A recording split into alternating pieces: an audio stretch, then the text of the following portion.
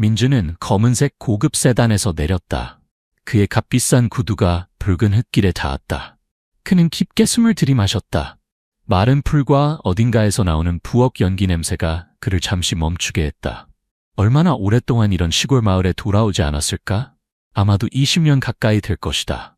마을을 떠나 도시로 향했던 그날부터 삶을 바꾸겠다는 꿈을 안고 이제 38세의 민주는 백만장자가 되었다. 대형 물류회사의 CEO로서 그러나 그의 마음 깊은 곳에서는 여전히 논밭에서 맨발로 뛰어다니던 소년이었다. 이번 프로젝트는 중요했다. 교통이 열악하고 도로가 대부분 붉은 흙과 임시 다리로 이루어진 이 외딴 시골 마을에 새 창고가 건설될 예정이었다. 민주는 평소처럼 직원에게 조사 업무를 맡기지 않았다. 그는 직접 오고 싶었다.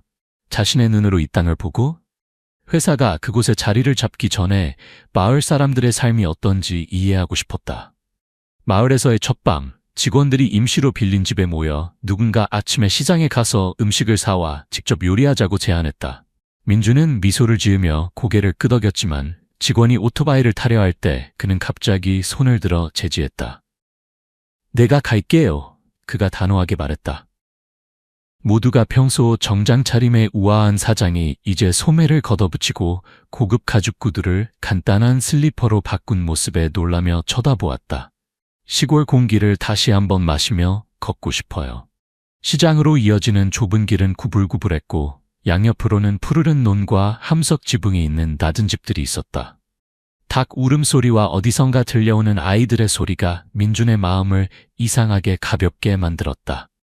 그는 신선한 생선, 푸른 채소, 그리고 사고 파는 사람들의 소리가 뒤섞인 시장으로 들어갔다. 한 고기 가게에서 멈춰 몇 조각의 신선한 고기를 고르고 천천히 계속 걸어갔다. 그의 눈은 모든 것을 기억하려는 듯 각 가판대를 스쳐 지나갔다. 민주는 비닐봉지에 든 신선한 돼지고기를 들고 고기 가판대에서 떠났다. 생선 비린내가 시장의 바쁜 공기와 섞였다. 그는 천천히 걸었고 그의 슬리퍼가 붉은 흙바닥에서 펄떡펄떡 소리를 냈다. 반짝이는 가죽 구두는 어제부터 차에 넣어두었다. 주변에서 사고 파는 사람들의 소리가 흥겹게 울려 퍼졌다. 노인이 싱싱한 민물고기를 파는 소리, 중년 남성이 호리병밥 가격을 흥정하는 소리, 그리고 어디선가 들려오는 아이들의 웃음소리. 이 작은 시장은 크지 않았다. 몇 줄의 구부러진 함석 지붕 아래 가판대만 있을 뿐이지만 민준이 오랫동안 잊고 있던 단순한 생명력을 담고 있었다. 민준은 주변을 둘러보았다. 이른 아침 햇살이 시장 가장자리의 플라타노스 나무를 통과해 땅에 얼룩덜룩한 빗무늬를 만들었다. 그는 항상 그랬던 것처럼 서두르지 않았다. 급히 물건을 사서 돌아가는 대신 그는 시장의 구석구석을 살펴보고 싶었다. 그는 닭과 오리를 파는 가판대를 지나쳤고 그 다음엔 향기로운 익은 잭프루트가 있는 과일 가판대를 지나쳤다. 모든 것이 소박하고 진실했다. 도시에서 그가 자주 가는 고급 슈퍼마켓과는 달리 위선이 없었다. 민준의 발걸음이 느려졌다. 그가 시장의 더 작은 구석을 지날 때였다. 그곳에서 채소 판매자들이 낡은 방수포 위에 상품을 펼쳐놓았다. 거기서 약 13세로 보이는 소녀가 앉아 있었다. 그녀의 작고 빠른 손은 공심채 잎을 골라내고 있었다. 소녀는 색이 바랜 회색 티셔츠를 입고 있었고 달아빠진 고무 샌들을 옆에 벗어두었다. 그녀의 마른 맨발은 약간의 붉은 흙이 묻어 있었다.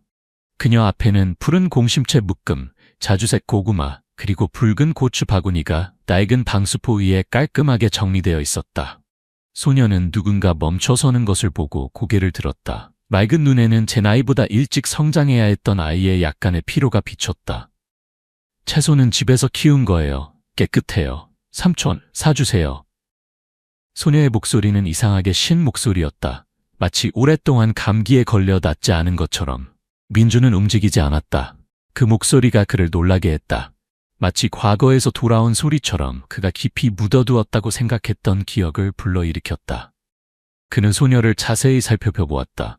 그녀의 무엇이 그를 그렇게 불안하게 만드는지 알아내려고 했다. 그녀의 눈인지 아니면 그녀가 말할 때 고개를 기울이는 방식인지 확신할 수 없었다.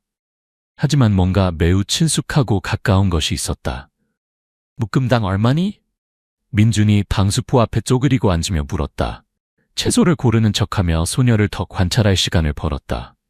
만 원이요, 삼촌. 소녀가 대답했다. 그녀의 손은 여전히 채소를 정리하고 있었다. 우리 집에서 키운 거라 약 안 쳤어요. 정말 깨끗해요. 민주는 고개를 끄덕이며 공심채 한 묶음을 집어들고 맨잎을 검사하는 척했다. 내가 직접 키운 거니? 아니요, 우리 엄마가 키우고 저는 그냥 파는 걸 좋아해요. 소녀가 미소를 지었다. 그 미소는 순수했지만 어딘가 슬픔이 묻어났다. 민주는 공심채를 내려놓고 일어서려다 멈추었다. 햇빛이 소녀의 어깨 너머로 비쳐 그녀의 목에 있는 작은 물체를 비추었다. 청색 보석이 달린 단순한 은목걸이였다. 시간이 지나면서 색이 바랜 것 같았다.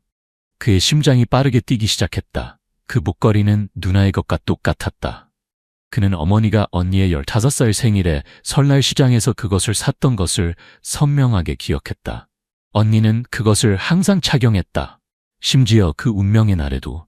강물이 흐려진 그날, 언니와 다른 30명 이상의 사람들을 태운 페리보트가 가라앉았을 때 누구도 언니의 시신을 찾지 못했다.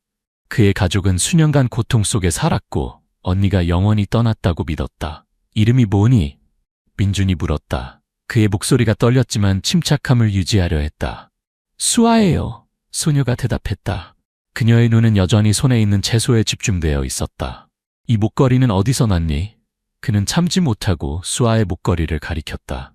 그의 시선은 거기에 고정되었다. 수아는 고개를 들어 목걸이를 만지작거리며 잠시 망설였다.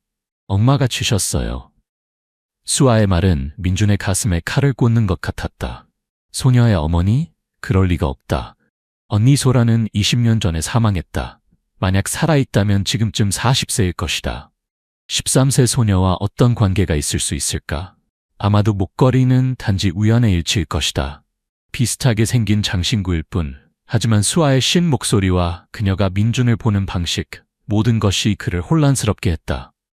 부모님은 어디 계시니? 왜 혼자 앉아서 팔고 있니? 민준이 더 많은 정보를 얻기 위해 물었다. 아빠는 논에 가셨어요. 엄마는 집에 계세요. 수아가 일정한 목소리로 대답했다. 저는 아침에만 팔아요. 그 다음엔 학교에 가야 해요. 내 집은 여기서 가까워? 네, 가까워요. 걸어서 얼마 안 걸려요. 소녀가 고개를 끄덕이며 말했다. 그리고 공심채 묶음을 다시 묶기 위해 몸을 숙였다. 민주는 잠시 수아를 바라보았다. 그는 떠날 마음이 생기지 않았다. 이 소녀에게서 무언가가 그를 놓아주지 않았다. 그는 두 묶음의 공심채를 더 집어들고 수아에게 돈을 건넸지만 그의 눈은 여전히 그 목걸이에서 떠나지 않았다. 수아가 돈을 받기 위해 몸을 숙였을 때 민주는 문득 누나 소라의 쉰 목소리를 기억했다. 특히 그녀가 웃거나 어린 시절 미녀를 부를 때 특유의 쉰 목소리를. 그는 한때 그녀의 목소리가 할머니 같다고 놀렸고 그녀는 웃으며 그의 코를 꼬집었다. 넌 언젠가 누나 목소리가 그리워질 거야. 감사합니다, 삼촌. 수아가 말하며 고개를 들어 거스름돈을 건넸다. 민주는 기억에서 깨어나 고개를 끄덕이며 돈을 받고 일어섰다. 그는 몸을 돌렸지만 마음이 무거웠다. 그는 자신이 너무 많은 것을 상상하고 있다고 자신에게 말했다. 목걸이는 서로 비슷할 수 있으며 목소리도 특이한 것은 아니었다. 하지만 그가 몇 걸음 걸었을 때 수아의 쉰 목소리가 뒤에서 다시 들렸다. 삼촌, 고기 봉지 놓고 가세요. 민주는 뒤돌아보니 수아가 그가 방수포 위에 놓고 온 고기 봉지를 들고 있었다. 그는 미소 지으며 감사를 표했지만 소녀의 눈을 다시 한번 바라보았을 때 그는 무언가 중요한 것을 놓치고 있다는 느낌을 억누를 수 없었다. 내 엄마를 만날 수 있을까? 그가 갑자기 물었다. 이렇게 깨끗한 채소에 감사 인사를 전하고 싶어. 수아는 놀랐지만 고개를 끄덕였다. 네, 되죠. 하지만 우리 집은 가난해요. 삼촌이 실망하지 않았으면 좋겠어요. 나도 시골에서 자랐어. 실망하지 않을 거야. 민준이 친절한 목소리로 대답했다. 이 결정이 그를 어디로 이끌지 몰랐지만 강렬한 예감이 그의 마음속에서 일어났다. 그는 수아의 어머니를 만나야 했다. 그 목걸이와 그 목소리가 단순한 우연인지 알아내야 했다. 민준이 수아를 따라 시장을 떠날 때 그의 앞에 있는 붉은 흙길은 그가 한 번도 지나갈 것이라고 생각하지 않았던 문을 여는 것 같았다. 민준은 수아를 따라 시장을 떠났다. 손에는 고기 봉지와 공심채 묶음을 들고 걸음에 맞춰 흔들었다. 시장에서 벗어나는 붉은 흙길은 구불구불했고 양쪽으로는 짙은 부들과 몇몇 기울어진 나무들이 땅에서 뻗어나왔다. 마른 손처럼 보였다. 아침 햇살은 이제 높이 떠올라 나뭇잎 사이로 비쳐 울퉁불퉁한 땅 위에 얼룩진 빗무늬를 만들었다. 시장 소리는 점점 작아지며 뒤로 물러났고 시골 소리가 그 자리를 대신했다. 눈을 스치는 바람 소리, 멀리서 들려오는 닭 울음소리, 그리고 앞에서 수아의 발자국 소리. 집이 멀어? 민준이 두 사람 사이에 침묵을 깨며 물었다. 멀지 않아요. 저 들판을 지나면 돼요. 수아가 쉰 목소리로 대답했다. 그 목소리는 여전히 민준의 마음을 흔들었다. 소녀는 빠르게 걸었다. 그녀의 맨발은 울퉁불퉁한 길 위에서도 전혀 주저함 없이 붉은 흙을 묻히며 나아갔다. 민준은 고개를 끄덕이며 주변을 살펴보았다. 오른쪽으로는 논이 펼쳐져 있었다. 푸른 벼들이 바람에 부드럽게 흔들리며 고향의 흙과 하늘 향기를 풍겼다. 왼쪽으로는 작은 개울이 있었다. 흐린 물이 천천히 흘렀고 드문드문 마른 연잎이 물 위를 떠다녔다. 그는 깊게 숨을 들이마셨다. 마치 어린 시절로 돌아간 것 같았다. 누나 소라와 들판을 뛰어다니고 도랑에서 물고기를 잡고 소라가 쉰 목소리로 따뜻하게 민요를 부르는 것을 듣던 날들. 그 기억은 세월과 함께 희미해졌을 것이라 생각했지만 지금은 이상하게도 선명하게 돌아왔다. 삼촌은 정말 시골에서 자랐어요? 수아가 갑자기 물었다. 고개를 돌려 그를 바라보았다.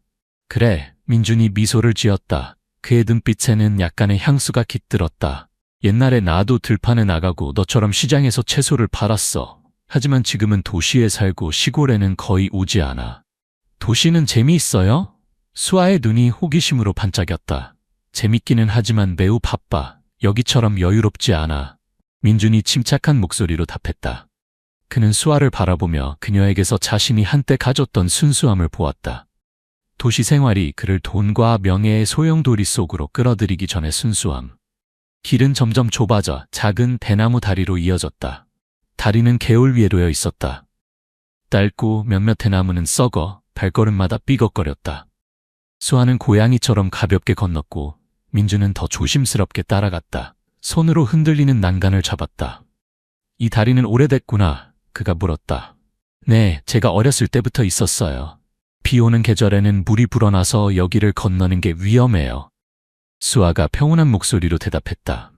민준은 고개를 끄덕였다. 그의 마음속에 회사의 창고 프로젝트가 잠시 스쳐 지나갔다. 만약 여기에 지어진다면 그는 마을을 위해 무언가를 할 것이다. 적어도 사람들이 홍수 때마다 목숨을 걸지 않아도 되는 튼튼한 다리 같은 것. 하지만 그 생각은 수아가 앞을 가리키며 빠르게 중단되었다. 우리 집이에요. 수아가 말했다. 민준의 눈앞에는 작은 집이 있었다.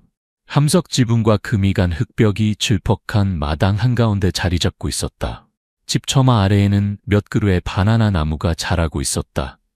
마른 노란 잎이 땅에 늘어져 있었다. 마른 노란 개 한 마리가 바나나 나무 아래에서 웅크리고 있다가 낯선 사람을 보고 몇 번 약하게 짖다가 곧 조용해졌다. 마당 한쪽에는 수세미가 자라는 덩굴이 있었다. 푸른 잎 사이로 열매들이 매달려 있었다. 그 옆에는 장작더미가 어지럽게 쌓여 있었다. 모든 것이 가난을 보여주었지만 시골 가정의 생명력도 담고 있었다. 엄마, 채소 사러 온 아저씨가 우리 집에 왔어요? 수아가 큰 소리로 부르며 마당으로 달려갔다. 집 안에서 여자가 나왔다. 손에는 젖은 걸레를 들고 있었다. 마른 체형에 뒤로 단정하게 묶은 머리, 색이 바랜 전통 상의를 입고 있었다. 그녀가 고개를 들어 민준을 바라봤을 때 그는 거의 그 자리에 얼어붙었다. 그 눈, 깊고 친절한 눈, 주름이 있었지만 그것은 소라의 눈과 완전히 같았다. 그리고 쉰 목소리가 그녀가 말을 할 때 울렸다. 누구세요? 여자가 물었다. 수아, 왜 낯선 사람을 집에 데려왔니? 민준은 심장이 그 어느 때보다 빠르게 뛰는 것을 느꼈다. 그는 가까이 걸어가 침감을 유지하려고 노력했다. 안녕하세요. 수아의 채소를 시장에서 샀어요. 너무 신선해서 가족에게 인사드리고 싶었습니다. 그가 살짝 떨리는 목소리로 거짓말을 했다. 그의 눈은 여자에게서 떠나지 않았다. 아, 들어오세요. 여자가 고개를 끄덕였다. 어떤 의심도 없이 평범한 목소리였다. 그녀는 집 안으로 돌아갔고 민준은 그녀의 뒤를 따라갔다. 그는 그녀의 뒷모습을 바라보며 그 걸음걸이도 익숙하다는 것을 알아차렸다. 소라가 정원에서 집으로 채소를 가져올 때의 그 천천히 걷는 방식. 하지만 그는 자신에게 서두르지 말라고 타일렀다. 이것은 단지 소라와 닮은 사람일 수 있다. 단순한 우연일 뿐. 집안은 벽에 걸린 기름 램프에서 나오는 희미한 빛으로 밝혀졌다. 단순한 가구들이 보였다. 낡은 나무 테이블, 몇 개의 느슨한 대나무 의자, 그리고 금이 간 그릇장이 있는 작은 부엌 구석. 흰머리의 노인이 집 구석에 앉아 부채를 들고 있었다. 호기심 어린 눈으로 민준을 바라보았다. 누구요? 노인이 약한 목소리로 물었다. 멀리서 온 손님입니다. 인사드리러 왔어요. 민준이 대답하며 노인에게 고개를 숙여 인사했다. 수아의 어머니라고 부르는 여자가 작은 쟁반을 가져왔다. 그 위에는 2잔의 녹차가 담겨 있었다. 집이 가난해서 차밖에 대접할 것이 없네요. 그녀가 쟁반을 테이블에 내려놓으며 말했다. 민준은 감사하다고 말하며 차를 들었지만 그의 손이 약간 떨렸다. 그의 눈이 다시 수아에게 돌아갔고 그녀의 목에 있는 목걸이를 다시 한번 보았다. 푸른 보석이 달린 은목걸이. 그가 소라의 것이라고 확신하는 바로 그 목걸이였다. 수아의 목걸이가 정말 예쁘네요. 민준이 여자에게 말했다. 선물하신 건가요? 여자는 부드럽게 미소 지으며 고개를 끄덕였다. 네, 제가 줬어요. 오랫동안 간직했었는데 이제 수아가 자라서 그녀가 착용하면 좋을 것 같았어요. 어디서 얻으셨어요? 민준이 물었다. 그의 목소리는 최대한 자연스럽게 들리도록 노력했다. 여자는 잠시 망설였다. 그녀의 눈빛에 약간의 혼란이 스쳤다. 정확히 기억나지 않아요. 아버지가 말씀하시기에 제가 구조됐을 때 이미 몸에 걸려 있었대요. 그걸 계속 간직하다가 수아에게 준 거예요. 그 말은 민준의 마음에 번개처럼 내리쳤다.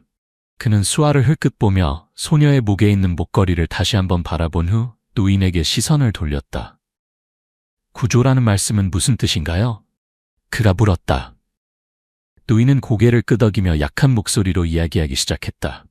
20년도 더 전에 내가 그물을 던지고 있었는데 물에 떠내려오는 부표에 매달린 그녀를 발견했어. 사람들은 페리가 침몰해서 생존자가 없다고 했지.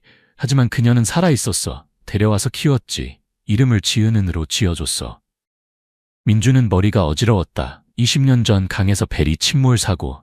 그것은 소라가 실종된 그날이었다. 그는 지은이라는 이름의 여자를 자세히 살펴보았다. 여전히 소라의 흔적을 찾으려고 했다. 마른 얼굴, 높은 콧대, 그리고 그 쉰 목소리. 모든 것이 너무 비슷했다. 수아의 목에 있는 목걸이와 지은과 노인의 이야기는 이것이 우연이 아님을 더욱 확신시켰다. 하지만 그는 확신할 수 없었다. 만약 이 사람이 소라라면 왜 아무것도 기억하지 못할까? 그리고 왜 이렇게 가난한 집에 살면서 가족을 찾지 않았을까? 괜찮으세요? 지은이 물었다. 민준이 너무 오랫동안 침묵하는 것을 보고 네, 괜찮습니다. 민준이 당황해서 미소 지었다. 그냥 당신이 제가 알던 누군가와 매우 닮았다고 생각해서요. 누구요? 지은이 호기심 어린 목소리로 물었다. 매우 소중한 사람이요. 민준이 대답했다. 그의 목소리가 깊어졌다. 그는 확신하기 전에 뭔가 일을 복잡하게 만들까봐 더 말하지 않았다. 대화는 중년 남성이 집에 들어오면서 중단되었다. 손에는 흙이 묻은 호미를 들고 있었다. 누구세요? 남자가 의심스러운 눈으로 민준을 바라보며 물었다. 수아의 채소를 산 사람입니다. 민준이 일어나 인사했다. 방문해서 인사드리고 싶었습니다. 남자는 고개를 끄덕였지만 더 이상 말하지 않았다. 그러나 그의 시선은 민준을 불편하게 만들었다. 민준은 작별 인사를 하고 떠날 것을 요청했지만 그의 마음속에는 이미 결심이 섰다. 그는 다시 와야 했다. 진실을 알아내야 했다. 수아의 목에 있는 목걸이, 지은의 쉰 목소리, 그리고 강에 떠내려갔다는 이야기. 이 모든 것이 우연일 리 없었다. 민준이 집을 떠날 때 그의 그림자는 붉은 흙길 위에 길게 드리워졌다. 그는 이 여정이 그의 인생을 영원히 바꿀 것이라는 것을 알지 못했다.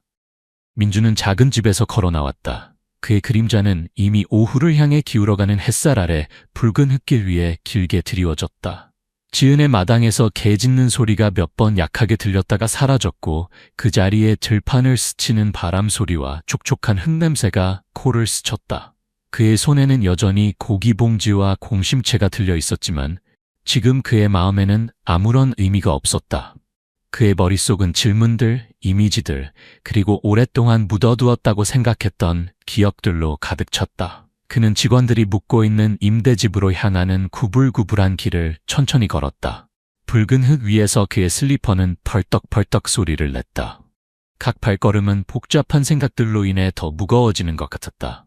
지은이라는 이름의 여자, 마른 얼굴, 친절한 눈, 그리고 그 쉰 목소리. 그녀가 정말 그의 누나 소라일까?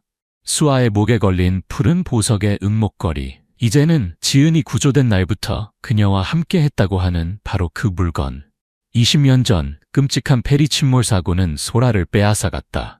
적어도 가족은 그렇게 믿었다. 하지만 이제 노인의 이야기가 민준이 한 번도 감히 생각해보지 못했던 가능성을 열어주었다. 소라는 살아남았고 수 킬로미터를 떠내려가 기억상실 상태로 구조되었다. 소라 누나. 민준이 떨리는 목소리로 중얼거렸다. 그는 소라가 그 은목걸이를 처음 착용했던 날을 기억했다. 설날 시장에서 어머니가 사온 선물이었다. 소라는 그것을 매우 좋아했고 들판에 나갈 때나 강에서 물고기를 잡을 때도 항상 목에 걸고 다녔다.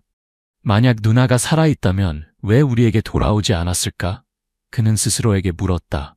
하지만 곧 그 답이 지은의 이야기 속에 있음을 깨달았다. 그녀는 아무것도 기억하지 못했다. 가족도, 고향도, 심지어 자신이 누구인지도. 민주는 개울 위에 놓인 대나무 다리에서 멈춰섰다. 조금 전 그와 수아가 건넜던 바로 그 다리였다. 그는 흔들리는 대나무 난간에 손을 얹고 아래 천천히 흐르는 탁한 물을 내려다보았다. 20년도 더 전 그는 겨우 15살이었다. 강둑에 서서 페리가 30명이 넘는 사람들을 태우고 급류 한가운데서 뒤집혔을 때 소라의 이름을 부르며 울었다. 어머니는 그 자리에서 기절했고 아버지는 폭우 속에서 소라의 이름을 외쳤다. 아무도 소라의 시신을 찾지 못했고 며칠간의 헛된 수색 끝에 가족은 소라가 영원히 떠났다는 고통스러운 진실을 받아들여야 했다. 하지만 이제 모든 것이 그의 머릿속에서 바뀌고 있었다. 흩어진 조각들이 하나의 그림을 만들기 시작했다. 민주는 계속 걸었다. 그의 마음은 무거웠다. 직원들이 묵고 있는 임대주에 도착했을 때 간단한 4층짜리 집으로 직원들이 임시로 묵고 있는 곳이었다. 팀원 몇 명이 마당에서 그를 기다리고 있었다. 어디 갔다 이렇게 오래 걸렸어요? 젊은 직원 한 명이 물었다. 반쯤 탄 담배를 들고 있었다. 시장에 갔다가 마을 사람들 방문했어요. 민준이 대충 대답했다. 고기와 채소를 테이블 위에 내려놓았다. 뭐라도 요리해요? 난 좀 피곤해. 와, 사장님이 직접 시장에 가다니 드문 일이네요. 다른 직원이 크게 웃으며 말했다. 하지만 민주는 대충 고개만 끄덕이고 안으로 들어갔다. 그는 지금 말을 많이 하고 싶지 않았고 자신의 머릿속에서 일어나는 일을 누구에게도 알리고 싶지 않았다. 방 구석에 있는 플라스틱 의자에 앉아 민주는 휴대폰을 꺼냈다. 손가락이 화면을 스쳐 지나갔지만 뭘 해야 할지 몰랐다. 그는 어머니에게 전화하고 싶었다. 모든 것을 말하고 싶었다. 하지만 그는 멈추었다. 그는 확신이 없었다. 희망을 주었다가 다시 실망시킬 수는 없었다. 소라가 실종된 후 어머니가 눈물이 마를 때까지 울었던 날들을 기억했다. 매일 밤 제단에 향을 피우고 소라가 저승에서 평안하기를 기도했다. 지금 그가 소라가 살아있을 수도 있다고 말했다가 결국 착각이었다면 어머니는 견디지 못할 것이다. 민주는 일어나 집 처마로 걸어나가 멀리 들판을 바라보았다. 그는 무언가를 해야 했다. 진실을 확인해야 했다. 수아의 목에 있는 목걸이가 가장 분명한 증거였지만 그것만으로는 충분하지 않았다. 그는 더 물어봐야 했다. 지은, 아니 소라가 다른 기억을 가지고 있는지, 그리고 지은을 구조한 노인이 언급하지 않은 다른 정보가 있는지 알아내야 했다. 결정을 내린 민주는 그날 오후 다시 수아의 집을 방문하기로 했다. 그는 미리 알리지 않고 시장에서 산 과일 한 봉지를 가져갔다. 방문의 구실로 삼기 위해서. 그가 도착했을 때 태양은 이미 서쪽으로 기울어 논 전체를 황금빛으로 물들이고 있었다. 수아는 마당 앞에 앉아 있었다. 대나무로 짠 바구니를 들고 있었고 그 안에는 방금 캔 고구마가 몇 개 있었다. 민준을 보자 그녀는 고개를 들었다. 눈이 반짝였다. 또 오셨네요. 채소도 사러 오셨어요? 아니, 이번엔 그냥 방문하러 왔어. 민준이 미소 지으며 과일 봉지를 들어보였다. 가족에게 조그마한 선물 가져왔어. 수아는 활짝 웃으며 집 안으로 달려가 소리쳤다. 엄마, 재수산 아저씨가 또 왔어요. 지은이 나왔다. 여전히 색바랜 전통 상의를 입고 손은 낡은 수건으로 닦고 있었다. 또 오셨네요. 그녀가 익숙한 신 목소리로 물었다. 네, 마침 지나가다가 들렀어요. 민준이 대답하며 지은에게 과일 봉지를 건넸다. 작은 선물입니다. 무시하지 마세요. 마음이 있다는 게 중요해요. 들어오세요. 지은이 고개를 끄덕이며 그를 안으로 초대했다. 이번에도 노인은 집 구석에 앉아 있었지만 중년 남성, 아마도 지은의 남편은 보이지 않았다. 민주는 그 남자의 의심스러운 눈빛이 불편했기 때문에 안도의 한숨을 내쉬었다. 그는 대나무 의자에 앉아 일상적인 대화로 이야기를 시작했다. 당신의 집은 정말 평화롭네요. 저는 도시의 시끄러움에 익숙해져서 이렇게 오니 좋네요. 네, 시골이라 단순해요. 지은이 대답하며 차 쟁반을 테이블에 내려놓았다. 도시에서는 무슨 일 하세요? 물류 사업을 해요. 민준이 대답한 뒤 교묘하게 화제를 바꿨다. 여기서 오래 사셨어요? 정확히 기억나지 않아요. 지은이 망설이며 말했다. 아버지 말씀으로는 아버지가 저를 구해내신 이후로 아마 20년은 넘었을 거예요. 민준은 고개를 끄덕였다. 그의 가슴 속에서 희망의 불꽃이 피어올랐다. 정말로 그 이전의 기억이 없으신가요? 예를 들어 고향이 어디인지 아니면 가족이 어땠는지. 지은은 고개를 저었다. 그녀의 눈에는 약간의 슬픔이 스쳤다. 아니요. 깨어났을 때 제가 누군지도 몰랐어요. 아버지가 저에게 지은이라는 이름을 지어주셨어요. 제가 평화롭게 살기를 바라셨대요. 저도 많이 생각하지 않고 그냥 살았어요. 민주는 노인을 바라보았고 노인은 고개를 끄덕이며 확인해 주었다. 당시 강에 떠내려오는 그녀를 발견했어요. 부표에 매달려 있었지. 매우 약했어요. 데려와서 딸처럼 키웠어요. 그녀는 아무것도 기억하지 못했고 나도 많이 묻지 않았어요. 강에 떠내려 오셨다고요? 민준이 떨리는 목소리로 반복했다.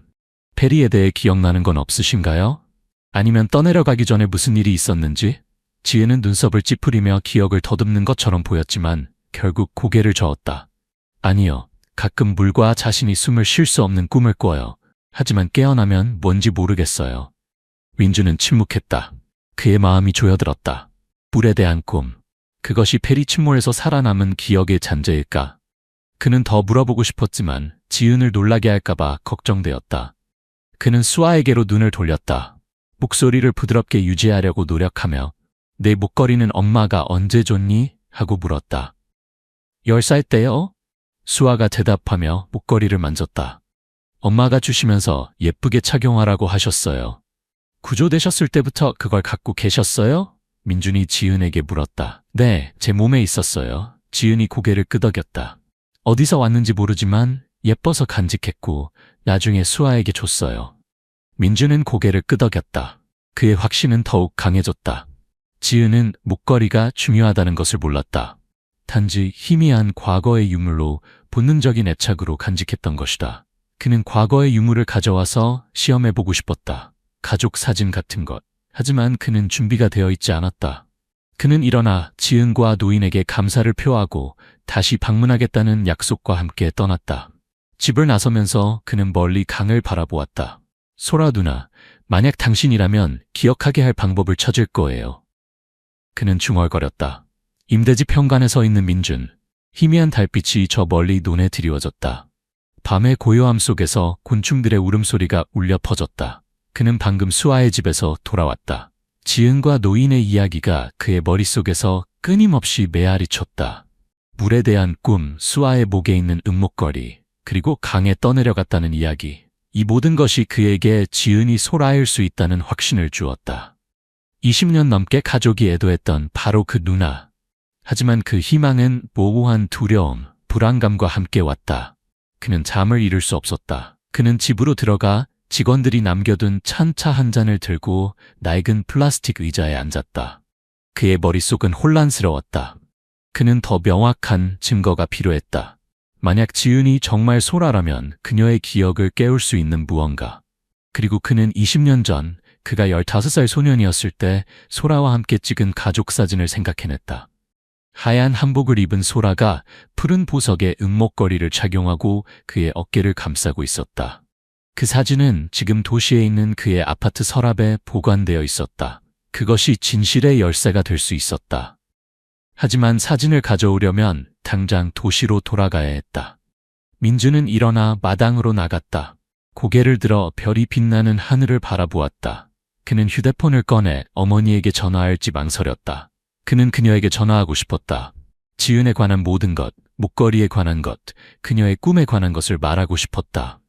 그는 어머니의 목소리가 흥분으로 떨리는 모습, 딸을 찾을 희망에 눈이 밝아지는 모습을 상상했다. 하지만 그는 멈추었다. 손이 공중에 멈췄다. 안 돼, 그는 스스로에게 말했다. 가슴이 조여들었다. 만약 지금 말했다가 지은이 소라가 아니라면 엄마는 또다시 상처받을 거야. 그는 소라가 실종된 후 어머니가 거의 미쳐버릴 정도로 괴로워했던 날들을 기억했다. 그녀는 눈물이 마를 때까지 울었다. 매일 밤 작은 제단 앞에서 향을 피우며 소라의 이름을 중얼거렸다. 한 번은 그녀가 민준의 손을 잡고 목이 메어 말했다.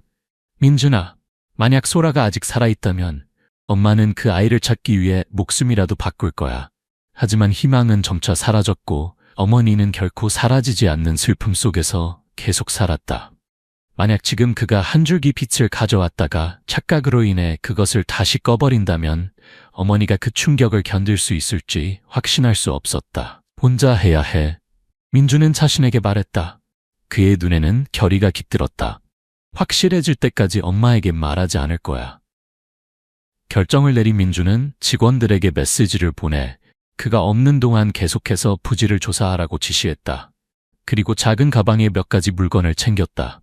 그는 누구에게도 진짜 이유를 말하지 않았다. 급한 업무를 처리하기 위해 도시로 돌아가야 한다는 핑계만 댔다. 그날 밤 그는 좁은 침대에 누워 천장을 응시했다. 창문 틈 사이로 바람이 불어와 한기를 가져왔지만 그의 마음은 불처럼 뜨거웠다. 그는 소라를 생각했다. 그녀의 밝은 미소, 미녀를 부를 때의 신 목소리, 그리고 그 운명의 날, 폭우 속에서 페리에 올라탔던 날. 누나, 만약 누나가 살아있다면 내가 누나를 찾을 거예요. 그는 손을 꽉 쥐며 속삭였다.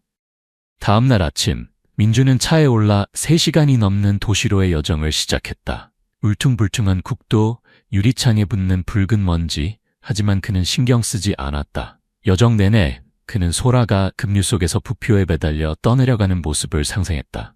가냘픈, 지친 팔로 생존을 위해 매달려 있던 모습을.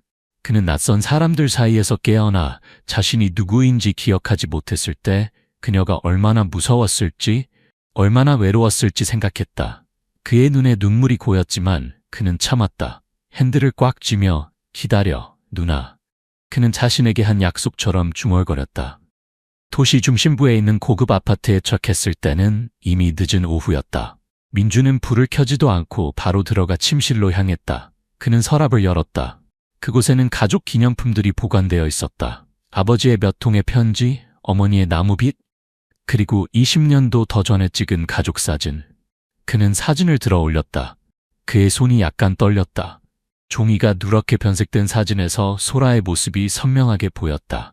그녀는 하얀 한복을 입고 푸른 보석이 달린 은목걸이를 착용하고 있었다.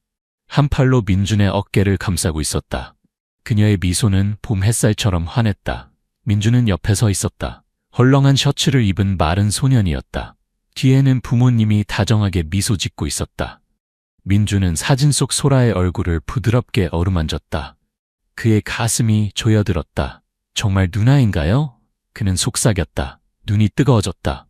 그는 침대에 앉아 사진을 손에 들고 머리를 쿵쿵 울렸다. 그는 지금 당장 그것을 지은에게 가져가고 싶었다. 그녀의 반응을 보고 싶었다. 하지만 그는 두려웠다. 지은이 머리를 흔들며 거부할까봐. 모든 것이 그의 상상일 뿐이라는 것을 알게 될까봐. 그는 침착해야 한다고 스스로를 타일렀다. 한 걸음씩 나아가 했다. 그는 조심스럽게 사진을 셔츠 주머니에 넣고 일어섰다. 마을로 돌아갈 준비를 했다. 떠나기 전에 그는 주변을 둘러보았다. 그가 성공적인 삶을 일군 이 아파트가 이제는 텅 비어 보였다. 그가 필요로 하는 것은 돈이나 명예가 아니라 가족이었다. 소라였다. 마을로 돌아가는 여정은 더 빨랐다. 그는 강한 결의를 가지고 차를 몰았다. 도착했을 때 태양은 이미 높이 떠올라 수아집 앞에 바나나 나무를 비추며 작은 초라한 집을 돋보이게 했다. 수아는 집에 없었다. 학교에 간 것 같았다. 하지만 지은은 처마 아래에 앉아 있었다. 손에는 대나무로 만든 바구니를 들고 방금 따온 채소를 정리하고 있었다. 또 오셨네요? 지은이 민준을 보자 고개를 들어 쉰 목소리로 물었다. 네, 길을 지나다가 들렀어요, 지은 씨. 민준이 미소 지으며 가까이 다가갔다. 오늘은 뭔가 보여드리고 싶어서요. 그는 셔츠 주머니에서 가족 사진을 꺼내 지은 옆에 작은 대나무 테이블에 조심스럽게 올려놓았다. 지은은 사진을 바라보았다. 그녀의 눈에 약간의 호기심이 번뜩였다. 그녀는 사진을 집어들어 그 안에 각 얼굴을 검토했다. 응목거리를 한 젊은 여성, 옆에 서 있는 소년, 그리고 뒤에 있는 부부. 이 사람들이 누구죠? 그녀가 평온한 목소리로 물었다. 제 가족이에요. 옛날에? 민준이 살짝 떨리는 목소리로 대답했다. 이 여자분이? 혹시 익숙해 보이지 않으세요?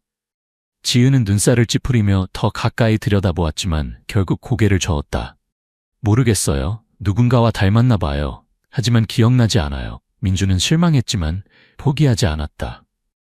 사진 속 목걸이가 수아의 것과 같지 않나요? 지은은 고개를 끄덕였다. 네, 정말 비슷하네요. 하지만 그것에 대해서도 아무것도 기억나지 않아요. 아버지가 말씀하신 대로 그때부터 제 몸에 있었고 간직해왔을 뿐이에요. 민준은 침묵했다. 그의 마음이 무거워졌다. 그는 사진이 지은에게 무언가를 상기시킬 것이라고 희망했지만 그녀의 기억은 여전히 백지 상태였다. 노인이 집 안에서 나왔다. 지팡이를 짚고 걸으며 지은 손에 있는 사진을 보고 멈추었다. 그게 뭐지? 그가 약한 목소리로 물었다. 제 가족 사진입니다. 민준이 대답하며 일어나 인사했다. 할아버지께 여쭤보고 싶은 게 있어요. 지은 씨를 구했을 때 목걸이 외에 다른 것도 있었나요? 노인은 의자에 앉았다. 흐릿한 눈으로 먼 곳을 응시하며 기억을 더듬는 것 같았다. 그때 그녀는 매우 약했어. 옷은 다 찢어지고 목걸이 외에 작은 손수건이 있었던 것 같아. 무슨 글자가 수놓아져 있었는데 내가 못 읽었어. 내 아들 준호, 지인의 남편에게 줬어. 중요하지 않을 것 같아서. 손수건이요? 민준이 반복했다. 그의 심장이 빠르게 뛰기 시작했다. 어떻게 생겼는지 기억나세요? 작았어. 하얀색, 빨간 실로 수가 놓여 있었어. 자세히 보지 않았어. 노인이 대답하고 몇 번 탭커 기침했다. 민준은 고개를 끄덕였다. 그의 마음에 새로운 희망이 피어올랐다. 그는 그 손수건을 찾아야 한다는 것을 알았다. 진실을 확인하기 위한 마지막 증거. 민준은 새로운 희망을 안고 수아의 집을 떠났다. 노인이 말한 손수건에 대한 이야기, 붉은 실로 수놓은 것, 혹시 소라의 마지막 유품일지도 모르는 것에 대한 이야기가 그의 마음속에서 불타올랐다. 그는 가만히 앉아 있을 수 없었다. 그는 지은의 남편인 준호를 만나 그 손수건이 아직 있는지 알아내야 한다는 것을 알았다. 하지만 그도 알았다. 준호는 만만한 상대가 아니었다. 지난번 만남에서 의심스러운 눈빛과 냉담한 태도는 그가 지은의 과거를 파헤치는 것을 원치 않는다는 것을 보여주었다. 다음 날 아침 민준은 다시 수아의 집을 찾았다.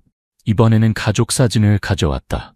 필요하다면 준호를 설득하기 위한 도구로 사용하기 위해서. 도착했을 때 아침 햇살이 막 떠오르고 들판에는 아직 이슬이 맺혀 있었다. 수아는 마당 앞에 앉아 시장에 가져갈 채소 묶음을 묶고 있었다. 민준을 보자 그녀는 밝게 웃었다. 이렇게 일찍 오셨네요? 채소 사러 오셨어요? 아니, 지은 씨와 준호 씨를 만나러 왔어. 민준이 부드러운 목소리로 대답했다. 집에 계실까? 네, 엄마는 안에 계세요. 아빠는 방금 논에서 돌아오셨어요. 수아가 고개를 끄덕이며 집 안으로 달려가 소리쳤다. 엄마, 아빠, 민준 아저씨가 오셨어요. 지은이 먼저 나왔다. 여전히 바랜 전통 상의를 입고 있었다. 뒤이어 준호가 나왔다. 손에는 흙이 묻은 호미를 들고 있었다. 또 오셨네요? 지은이 익숙한 신목소리로 물었다. 준호는 아무 말도 하지 않았지만 여전히 의심의 눈초리로 민준을 응시했다. 네, 지은 씨와 준호 씨에게 말씀드릴 것이 있어요. 민준이 대답하며 인사했다. 잠시 들어가서 앉을 수 있을까요? 그래요. 들어오세요. 지은이 고개를 끄덕이며 그를 안으로 안내했다. 집 안에서 노인은 구석에 앉아 부채를 들고 있었고 수아는 채소로 돌아갔다. 민준은 대나무 의자에 앉아 가족 사진을 테이블에 올려두고 곧바로 준호를 바라보았다. 할아버지께 들었어요. 지은 씨를 구했을 때 빨간 실로 수놓은 손수건이 있었다고 하셨어요. 혹시 아직도 갖고 계신가요? 준호는 움찔했다. 그의 눈에 잠시 놀라움이 스쳤다. 하지만 곧 침착함을 되찾았다. 기억나지 않아요. 아마 버렸을 거예요. 그는 짧게 대답했다. 확실하신가요? 민준이 계속해서 물었다. 그의 목소리는 인내심 있지만 결의에 찬 모습이었다. 제 생각에는 지은 씨에게 중요할 것 같아요. 그녀가 뭔가를 기억하는 데 도움이 될 수도 있어요. 뭘 기억하라는 거죠? 준호가 눈썹을 찌푸리며 목소리를 높였다. 그녀는 여기서 평화롭게 살고 있어요. 왜 과거를 파헤치는 거죠? 지은은 두 사람을 번갈아 보았다. 그녀의 눈에는 약간의 혼란이 깃들었다. 무슨 말씀하시는 거예요? 그녀가 물었다. 이해가 안 돼요. 민주는 깊게 숨을 내쉬었다. 모든 것을 테이블 위에 내려놓기로 결심했다. 그는 사진을 가리키며 말했다. 제 생각에 지은 씨는 제 누나예요. 20년 넘게 전에 페리 침몰 사고로 실종된 소라 누나. 수아의 목걸이, 빨간 실로 수놓은 손수건, 이 모든 것이 소라 누나의 것이었어요. 저는 그저 진실을 확인하고 싶을 뿐이에요. 준호는 벌떡 일어났다. 얼굴이 붉게 달아올랐다. 무슨 헛소리를 하는 거예요? 내 아내는 지은이에요. 다른 누구도 아니에요. 이제 가세요. 하지만 지은이 손을 들어 그를 제지했다. 그녀는 나지막이 말했다. 기다려요. 그 손수건을 보여줘요. 아직 갖고 있다면. 준호는 망설였지만 지은의 결연한 눈빛에 거부할 수 없었다. 그는 뭔가 중얼거리더니 집 뒤로 가서 낡은 나무 상자를 뒤적였다. 몇 분 후 그는 작은 하얀 손수건을 들고 돌아왔다. 이제는 누렇게 변색되었지만 여전히 소라라는 글자가 빨간 실로 수놓아져 있었다. 민주는 손수건을 바라보았다. 그의 심장이 두근거렸다. 맞아요. 그는 속삭였다. 목이 메었다. 어머니가 소라 누나를 위해 수놓으신 거예요. 그는 손수건을 지은에게 건넸다. 한번 보세요. 뭐라도 기억나는 게 있나요? 지은은 손수건을 받아들었다. 떨리는 손가락으로 소라라는 수놓인 글자를 어루만졌다. 그녀는 눈썹을 찌푸렸다. 그녀의 눈빛이 멍했다.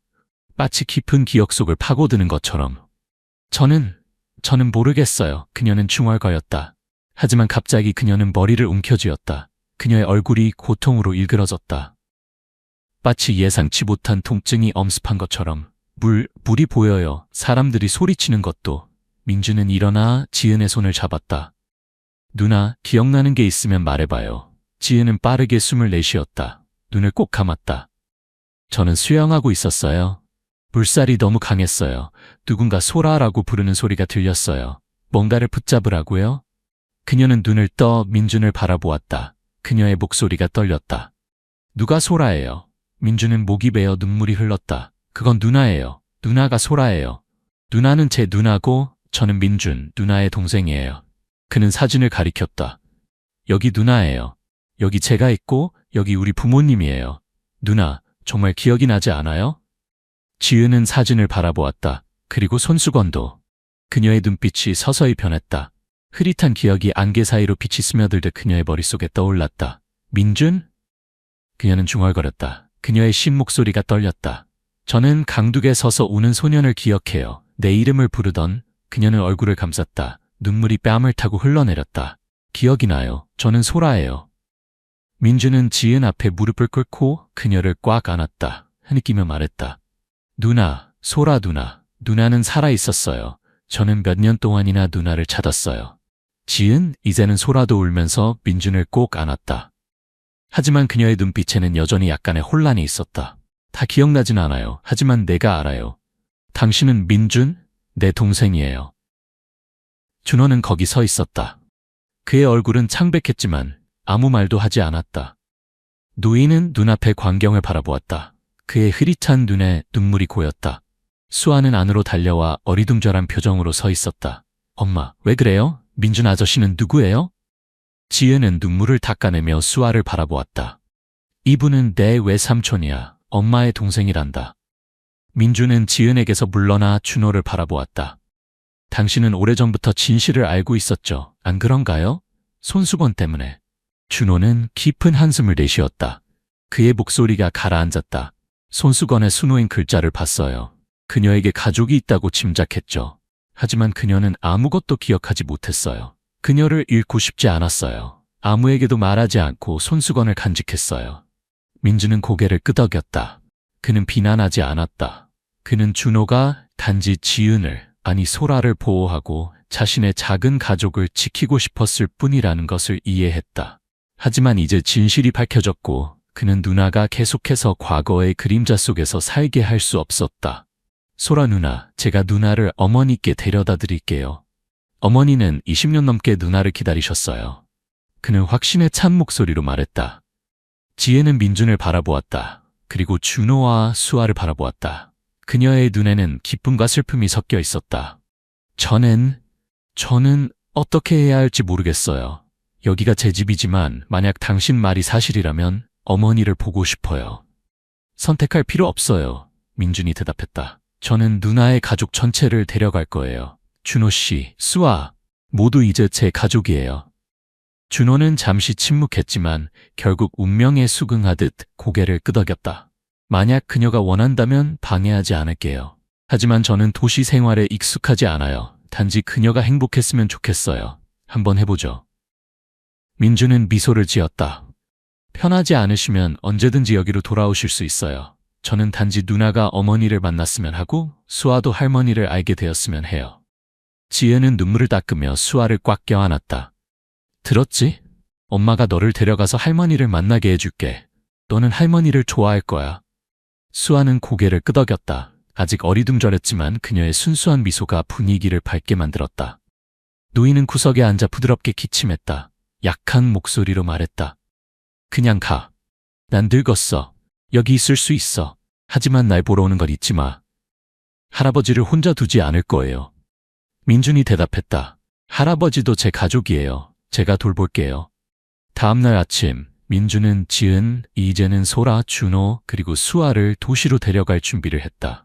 그는 가족 사진, 소라라는 글자가 수놓인 손수건을 가져갔고 수아에게 목에 있는 은목걸이를 조심해서 간직하라고 당부했다. 어머니를 설득하기 위해 필요한 증거들. 3시간이 넘는 여정이었지만 아무도 지루해하지 않았다. 소라는 민준 옆에 앉아 손수건을 손에 쥐고 있었다. 그녀의 눈은 창밖을 바라보며 기억을 되찾으려는 듯했다. 준호는 뒷자리에 앉아 조용히 창밖을 바라보았고 수아는 도시에 대한 온갖 질문을 쏟아냈다. 민준은 미소를 지었다. 그의 마음은 그 어느 때보다 가벼웠다. 그는 누나를 찾았고 이제 그 기쁨을 어머니에게 가져다 줄 시간이었다. 차가 도시 외곽에 있는 작은 집 앞에 멈추었을 때 민준의 아버지가 돌아가신 후 어머니가 계속 살고 있는 곳이었다. 민준은 심장이 빠르게 뛰는 것을 느꼈다. 그는 먼저 내려 문을 두드렸다. 엄마, 저 왔어요? 문이 열리고 이씨 부인이 나타났다. 백발이 된 머리, 주름진 얼굴이지만 여전히 자애로운 표정이었다. 민준아, 왜 갑자기 왔니? 무슨 일 있니? 엄마, 들어가서 앉으세요. 제가 엄마에게 깜짝 선물이 있어요. 민준이 대답했다. 그는 최대한 침착하게 말하려고 노력했다. 이씨 부인은 안으로 들어가 거실의 낡은 나무 의자에 앉았다. 민준은 밖으로 나가 소라를 데리고 왔다. 소라가 문턱을 넘어 들어서자 이씨 부인은 얼어붙었다. 그녀의 눈이 커졌다. 그녀의 손이 떨렸다. 이게 누구지? 그녀는 중얼거렸다. 그녀의 목소리가 떨렸다. 엄마, 이분은 소라 누나예요. 민준이 눈물을 글썽이며 말했다. 누나는 살아있어요. 제가 누나를 찾았어요. 이씨 부인은 소라를 바라보았다. 의심과 희망이 섞인 눈빛이었다. 말도 안 돼. 내 딸은 20년도 더 전에 사망했어. 민준아, 농담하지 마. 엄마는 감당할 수 없어. 민준은 어머니 앞에 무릎을 꿇고 가족 사진을 꺼냈다. 엄마, 보세요. 20년도 더 전에 누나와 제가 함께 찍은 사진이에요. 여기 누나가 있고 제가 있고 엄마와 아빠도 있잖아요? 기억나세요? 이씨 부인은 사진을 집어들었다. 그녀의 손이 떨렸다. 하지만 여전히 고개를 저었다. 닮았다. 확실히 닮았지만 어떻게 내 딸이라고 믿을 수 있니? 또 착각한 게 아닐까? 민준은 소라에게서 손수건을 가져와 어머니에게 건넸다. 엄마, 이걸 보세요. 엄마가 누나를 위해 수놓으신 손수건이에요. 빨간 실로 소라라고 수놓으셨어요. 기억나시죠? 이씨 부인은 손수건을 바라보았다. 그녀의 손가락이 수놓아진 소라라는 글자를 어루만졌다. 그녀의 눈이 커졌다. 하느님, 이건 정말 내가 소라에게 수놓아준 손수건이야. 하지만 어떻게? 그녀는 고개를 들어 소라를 바라보았다. 여전히 의심과 희망이 교차하는 표정이었다. 민주는 차로 돌아가 수아를 데려왔다. 수아야, 목걸이 할머니께 보여드려. 민준이 말했다. 수아는 다가와 목에서 은목걸이를 풀어 이씨 부인에게 건넸다. 엄마, 이건 엄마가 설날 시장에서 누나에게 사준 목걸이예요. 민준이 확신에 찬 목소리로 말했다. 누나는 그날 실종됐을 때도 이걸 목에 걸고 있었고 지금은 여기 수아의 목에 있었어요. 수아는 누나의 딸이에요.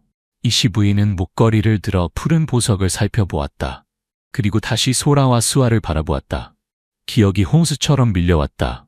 그녀는 소라를 꽉 안았다. 흐느끼며 말했다. 소라야, 내 딸아. 정말 네가 맞구나. 네가 살아있었다니. 그녀는 소라의 머리를 쓰다듬으며 얼굴을 살펴보았다. 세월의 흔적이 새겨진 소라의 얼굴. 손수건, 목걸이. 네가 맞아. 엄마는 20년 넘게 널 기다렸단다. 소라도 어머니를 꽉 안고 큰 소리로 울었다. 엄마, 미안해요. 아무것도 기억하지 못했어요. 하지만 지금은 엄마가 기억나요. 제 기억은 완전하지 않지만 엄마에게서 나는 냄새, 엄마가 저를 부르던 목소리는 기억나요. 그녀의 기억은 여전히 완전하지 않았지만 어머니의 품에서 느끼는 따뜻함은 그녀가 집에 돌아왔다는 것을 알게 해주었다. 민주는 그 자리에 서서 조용히 눈물을 흘렸다. 그는 준호를 소개했다. 엄마, 이분은 준호 씨, 소라 누나의 남편이시고 이 아이는 수아, 엄마의 외손녀예요. 이씨 부인은 수아를 안고 그녀의 볼을 어루만졌다. 오 하느님, 내가 외손녀가 있다니. 네가 어릴 때 소라랑 똑같이 생겼구나. 수아는 미소를 지으며 할머니를 안았다. 이씨 부인은 준호에게 손을 내밀어 잡았다.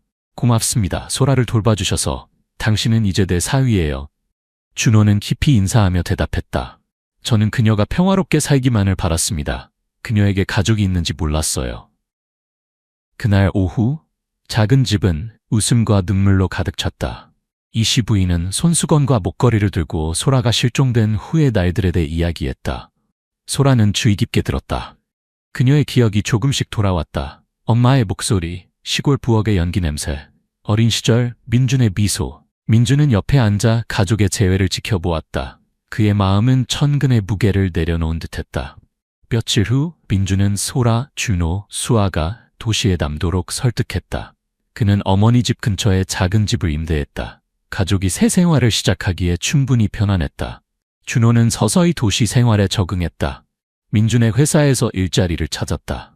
수아는 새 학교를 좋아했다. 소라는 매일 어머니와 함께 시간을 보냈고 그녀의 기억은 점점 더 선명해졌다. 들판을 뛰어다니던 오후, 장난을 쳐서 어머니에게 꾸중 듣던 때, 그리고 민준을 데리고 강에 가서 물고기를 잡던 때. 민준은 노인도 잊지 않았다. 소라를 구해준 사람. 그는 마을로 돌아가 노인을 위해 낡은 함석집 대신 튼튼한 벽돌집을 지어주었다. 할아버지의 은혜에 감사드립니다. 누나를 구해주셔서. 민준은 노인의 손을 잡고 말했다. 할아버지는 수아의 증조 할아버지시고 저희 가족입니다. 노인은 웃었다. 그의 눈에 눈물이 고였다. 이런 날이 올 줄 몰랐네. 고맙네 젊은이. 민준은 마을을 위해 도로를 포장하고 개울 위에 콘크리트 다리를 놓았다. 누나가 살아남을 수 있었던 곳에 변화를 가져다 주었다. 어느 오후 그는 어머니 집 앞에 서서 느티나무 아래에서 웃고 있는 이씨 부인과 소라를 바라보았다. 고마워요 동생. 소라가 그를 바라보며 쉰 목소리로 말했다. 당신이 아니었으면 저는 절대 엄마를 다시 찾지 못했을 거예요. 누나는 내 소라 누나예요? 민준이 대답했다. 그의 눈이 빛났다. 누나가 여기 엄마와 모두와 함께 있는 것만으로 충분해요. 석양이 작은 집을 비추는 가운데 그 집은 재회의 행복과 영원한 가족애로 가득 찼다.